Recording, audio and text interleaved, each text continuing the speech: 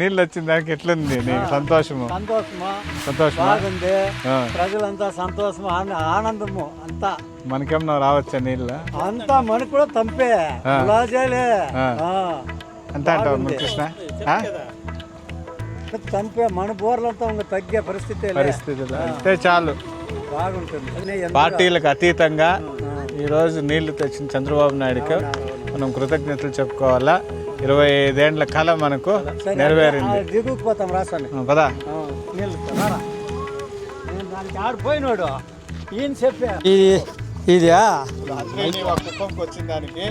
సంతోషము మాకంతా ఆనందం అయిపోయింది. ఈ పొద్దు నైట్ మన చెరువు కిర్నాక్ చెరువు వస్తుంది, టూరిజం చెరువుకు ఆడ వస్తుంది. ఆడ పట్టాడంటే మనకంతా తంపు, ఏం బాధలే, మనకు కొరత లేదు. ఇంకా ఏడాది వచ్చేస్తుంది. మనం ఆనందమే, గొప్ప ఆనందం అయిపోతుంది. ఇంకేం నువ్వు మనం కృష్ణాకు పోయే పనిలే, పుష్కరాలంతా ఇక్కడే చేసుకోవచ్చు. ఇదే ఘాట్ అప్ప, ఇంతకన్నా ఘాట్ కావాలనే ఇట్లాంటి ఒక 5 ఘాట్లు కడితే అయిపోయా. నీళ్ళు చల్లుకో.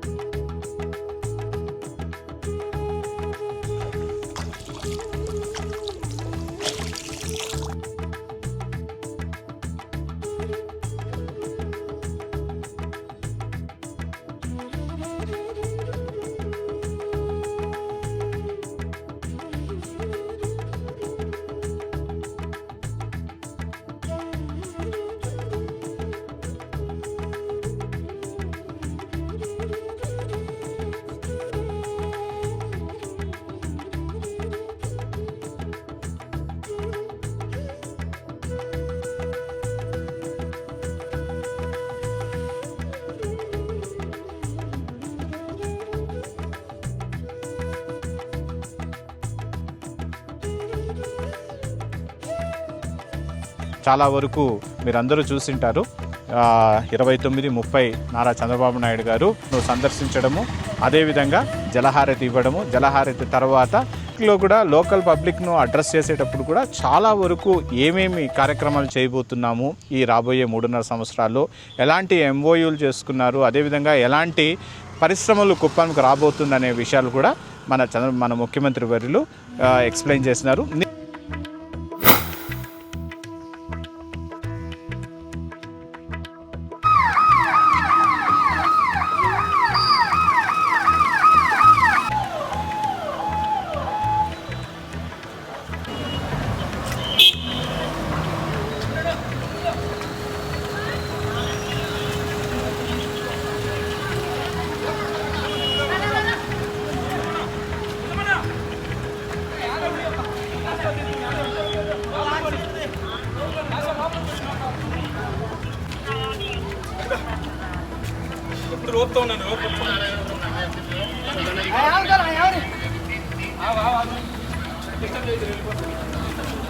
జనాలు లోపల పెట్టా, జనాలు లోపల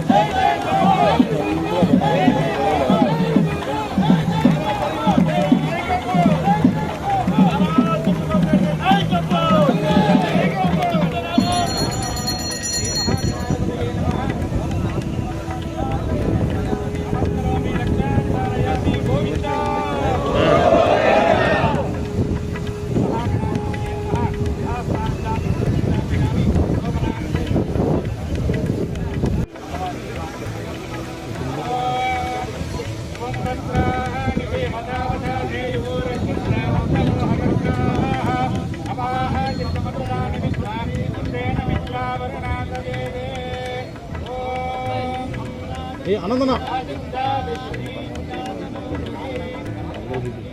ఆనందన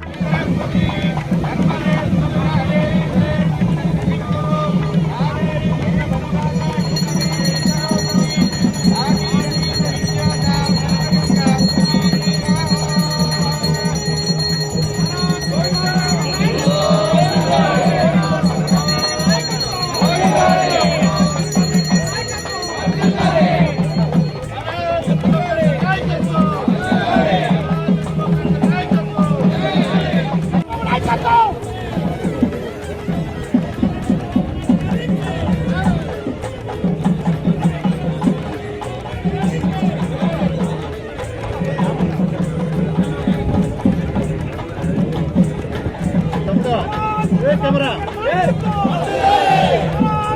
బాబా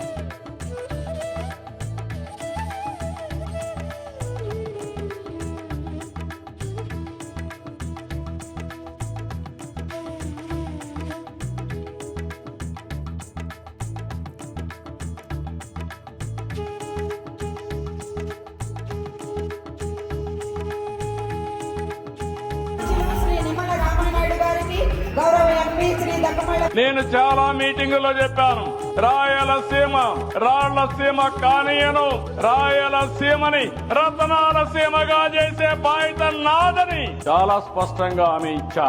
నేను ఎక్కడికక్కడ వాటర్ వచ్చేటివి, రిజర్వాయర్స్ అన్ని ఫిల్అప్ అయ్యేటివి, సీసీటీవీ కెమెరాలు కూడా పెట్టి అక్కడక్కడ ఎగ్జిబిషన్స్ పెట్టి లైవ్ డెమాన్స్ట్రేషన్ పెడతాం. ఒక నాలెడ్జ్ కోసం వాటర్ సెక్యూరిటీ అంటే ఏంటి, వాటర్ అంటే ఏంటి, పిల్లలందరూ గాని పెద్దవాళ్ళు గాని వస్తే డిఫరెంట్ ప్లేసెస్ లో జిల్లాలో ఒకటి స్టేట్ అంతా కూడా పెట్టి మ్యాప్లు కాకుండా లైవ్ డెమో నాయుడు ఏమవుతుందంటే ఇది ఒక చరిత్ర, దాంట్లో హిస్టరీ కూడా రాస్తాం.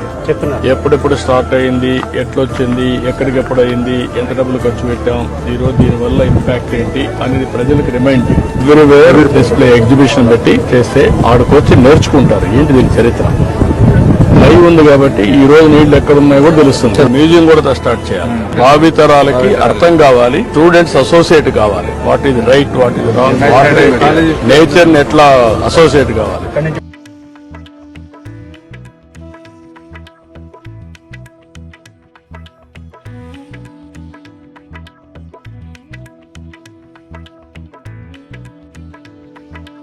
The wait is over. ఎక్కడ శ్రీశైలము, ఎక్కడ కుప్పము. అసలుకు శ్రీశైలం నుంచి కుప్పంకు నీళ్ళంటేనే అసలు ఊహించలేనటువంటి ఒక ప్రహసనం అన్నమాట. మా 25 ఏళ్ల కళ ఈ మధ్యకాలంలోనే సాకారమైంది. మీకు అందరికీ అర్థమై ఉంటుంది. ఇక్కడ చూసినారంటే చెరువు పక్కన నేను ఉన్నాను. ఈ చెరువు ఏంటి, ఎందుకు ఈ చెరువు దగ్గరికి వచ్చినాను.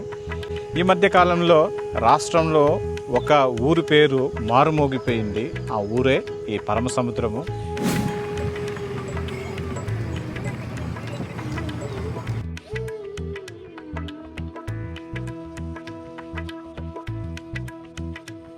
ఈ పరమసముద్రం చెరువు యొక్క విస్తీర్ణము దాదాపు 100 ఎకరాలు ఉంటుందండి. ఆ కళను నిజం చేసినటువంటి అపర భగీరథుడు మా ముఖ్యమంత్రి వర్యులు, మా రాష్ట్ర ముఖ్యమంత్రి వర్యులు శ్రీ నారా చంద్రబాబు నాయుడు గారికి కృతజ్ఞతలు చెప్పుకోవాలి. పార్టీలకు అతీతంగా నేను ఏ పార్టీకు చెందనటువంటి వ్యక్తిని అనమాట. నేను విధంగా కుప్పం వాస్తవ్యుణ్ణి, ఒక కుప్పం వాస్తవ్యునిగా ఏ పార్టీ అయినా మంచి చేస్తే వాళ్ళని మనం ఖచ్చితంగా గుర్తించుకోవాలి.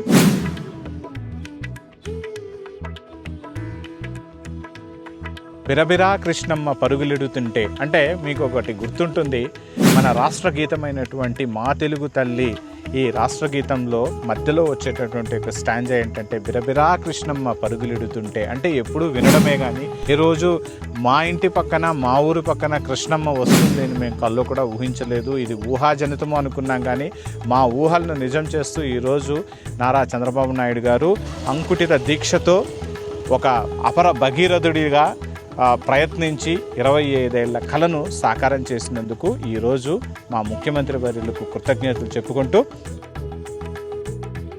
హంద్రీనీవా సుజల స్రవంతి ప్రాజెక్టు యొక్క ప్రధాన ఉద్దేశము, టార్గెట్ ఏంటంటే దాదాపుగా 4 లక్షల ఎకరాల భూమిని సాగులోకి తీసుకురావడము. దాహార్తిని తీర్చడం. ఎంతమంది అంటే దాదాపుగా 2.3 మిలియన్ ప్రజల దాహార్తిని తీర్చడానికి ఈ సృజల స్రవంతి అనే ప్రాజెక్ట్ అనేది స్టార్ట్ అయిందనమాట. అదేవిధంగా కుప్పం ప్రాంతంలో ఉండేటటువంటి పల్లెలు అంటే గ్రామాలకు నీటి సదుపాయాన్ని అందించబోతా ఉందన్నమాట ఈ మన పరమ సముద్రం చెరువు మీద ఆధారపడి చేసేటటువంటి వ్యవసాయమే తప్ప మాకంటూ నదీ పరివాహక ప్రాంతం అనేది ఎక్కడా లేదు, నదులు అనేది లేదు. ఉండేటటువంటి చెరువులకు ఈ విధంగా వర్షం వస్తే కానీ మాకు పంటలు పండని పరిస్థితులు. ఇలాంటి పరిస్థితుల్లో ఈ మధ్య కాలంలో చూస్తున్నాము వర్షాభావ పరిస్థితులు ఎక్కువగా ఉంది. ఇలాంటి వర్షాభావ పరిస్థితులు ఉండేటటువంటి మా కుప్పం ప్రాంతం, మామూలుగా ఈ కుప్పం ప్రాంతాన్ని కోలార్ బెల్ట్ కింద పరిగణిస్తారు. అంటే మా కోలార్ దగ్గరగా ఉండడం, కోలార్ వచ్చి క్షామపీడిత ప్రాంతము అంటారు. అంటే కరువు ఎక్కువగా ఉండేటటువంటి ప్రాంతం. కుప్పం కూడా ఎక్కువగా వర్షాలు అంత ఎక్కువగా పడదు, మామూలుగా కరువు ఎక్కువగా ఉండేటటువంటి ప్రాంతం. కాబట్టి ఇలాంటి ప్రాంతాలకు కృష్ణా జలాలను తీసుకొచ్చి ఈ ప్రాంతాన్ని సస్యశ్యామలం చేసేటటువంటి ఒక బృహత్ కార్యక్రమాన్ని ముందుకు తీసుకొచ్చినారు మా నారా చంద్రబాబు నాయుడు గారు. సో ఆ కార్యక్రమంలో ఆ ప్రాజెక్టులో భాగంగానే ఈరోజు మనకు ఇక్కడ చూసినారంటే ఈ కృష్ణా జలాలు మా పరమ సముద్రం చెరువును తాకిందనమాట.